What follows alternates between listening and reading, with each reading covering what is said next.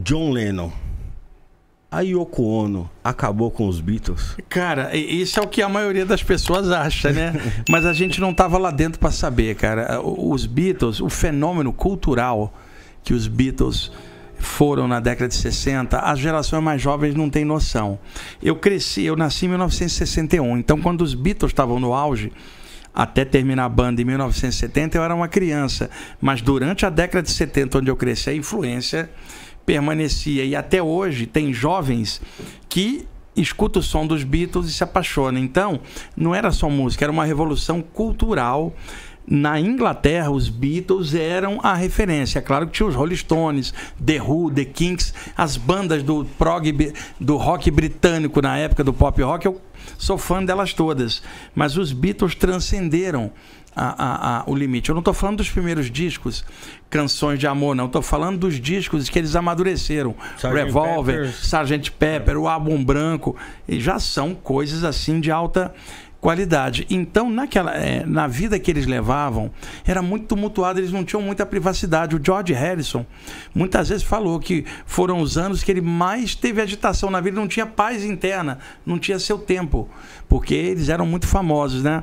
E isso causa atrito, pessoas convivendo ali o tempo inteiro, e você sabe, um caso, outro caso, começa a dar problema entre as esposas, ciúme de um, ciúme do outro, e o John, ao levar a Yoko Ono pro estúdio, os outros não gostaram muito, né?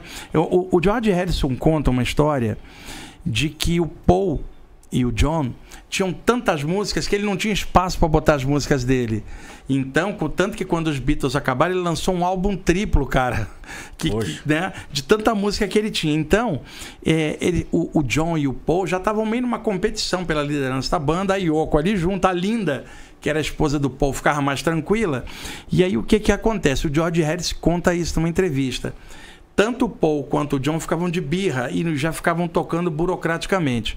O George Harrison era muito amigo do Eric Clapton, que na época era o deus da guitarra na Inglaterra. Então o George Harrison convidava o Eric Clapton para o estúdio. Por quê? Ele falou, na frente do Eric Clapton, Paul e o John tinham que tomar vergonha e tocar, porque Deus da guitarra estava ali. Então, não é só Yoko Ono, já havia o atrito natural, mas acredito que a presença dela, vai que ela ficava dando palpite ali em alguma coisa e tal, e pode ter gerado esse atrito, né? E o John, muito fechado com ela, acabou se afastando mais da banda. Pelo menos é o que se fala, mas a gente não estava lá, a gente vai ficar na área do mito, né?